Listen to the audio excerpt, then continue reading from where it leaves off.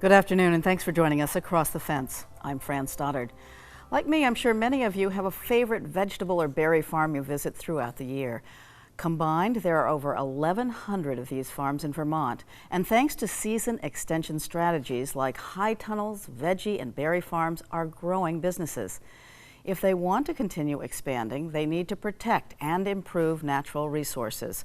Across the Fence recently visited a farm in Orange County to harvest some ideas for protecting water and improving soil. Keith Silva has our story. The harvest is coming to an end at Route 5 Farm. Yeah, slim pickings out here in the basil. This is the final pick, and we're gonna make pesto out of it. We were just looking at the forecast and feeling like we should probably... The farm is owned and operated by Daniel Allen and Ben Dana. The couple started farming in Burlington before buying this 38-acre farm in Fairleigh about a decade ago. The majority of their crops are marketed through the farm CSA. What brought them here is what's been attracting people to this area for thousands of years. I guess the primary reason is the soils. We're right along the Connecticut River. So this valley has really fertile soil and excellent sandy loam for vegetable production. As organic farmers, we're always thinking about the soil first. There's been a few things that I've had to dig a hole into the ground. And it sounds silly, but you get in there and you start seeing the horizons of the soil. Everything that's living is relying on the sun and the 6 inches of soil. The cropland was already certified organic when the property was purchased.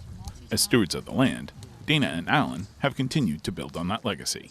Organic farming requires a lot of patience, and it's a slow process, and it's so we're constantly making observations, and we soil test every year so we can observe changes as they are happening. Once a crop comes out of the ground, a cover crop goes in. This constant cultivation ensures the farm's economic and ecological future. Anything we put down costs us money, right? Either if it's a cover crop or if it's a nutrient that we have to add, an amendment. We want to get it to a plant so that we can grow a good plant rather than having it just wash into the river. That's the economic version of it. The ecological version is that, you don't want to pollute where you live. So. And that includes the Connecticut River that flows alongside the farm.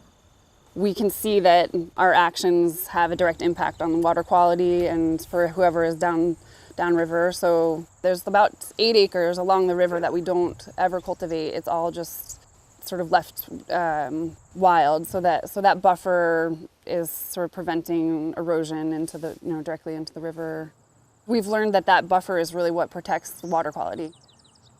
What about across the street? How'd those cover crops work out?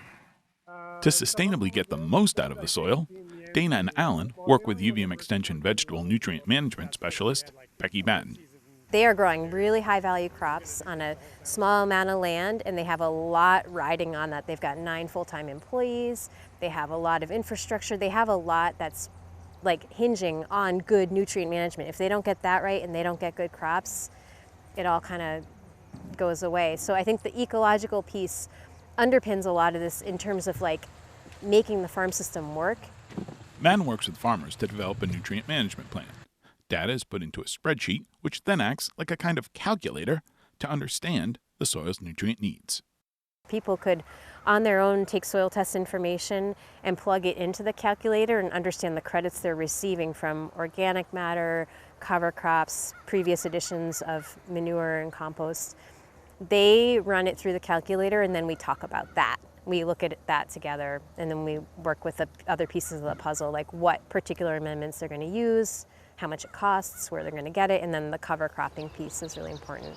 It helps you be more efficient with if you are going to add amendments, you're going to not put 150 pounds if you already have a credit from your cover crop of 75 pounds or whatever.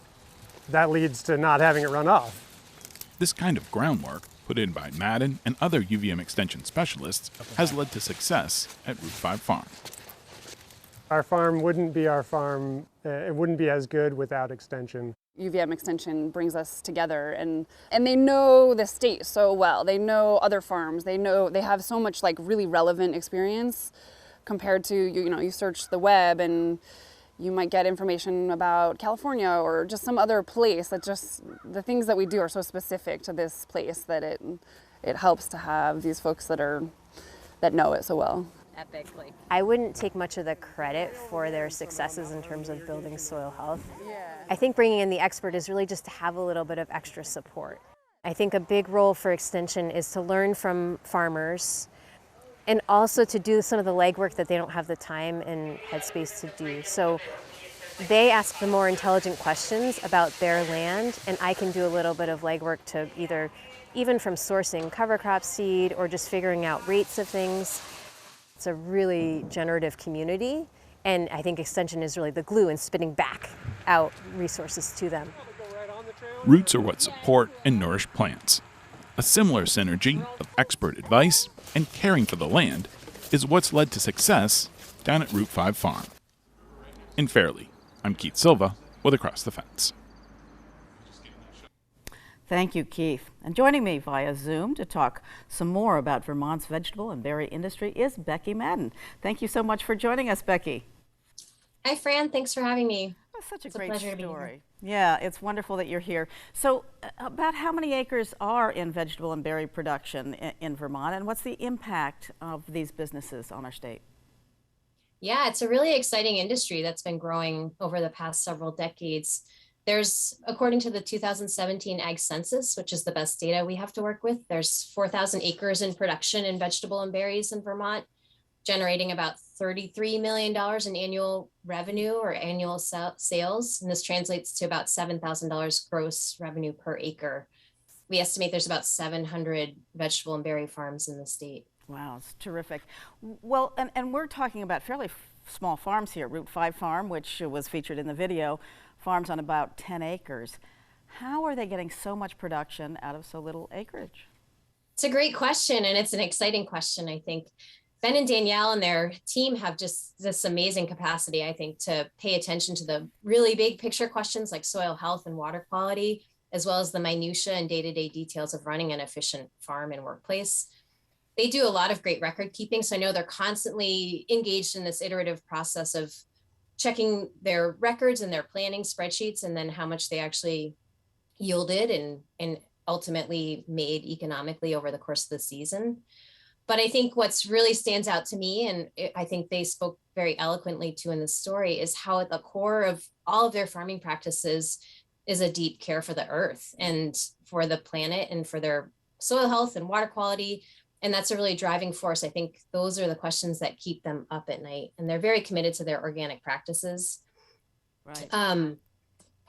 Yeah, I think that's really the central piece of what makes them such great farmers. I love the thought of the horizon of the soil and checking that out. It's just beautiful. So we're also seeing a lot of what are referred to as high tunnels on vegetable farms. What are they, and how are farmers using them? So high tunnels are essentially greenhouses without a permanent foundation. They're plastic covered growing structures. Most people are growing straight into the ground in the soil in a high tunnel, not using heat as a general rule.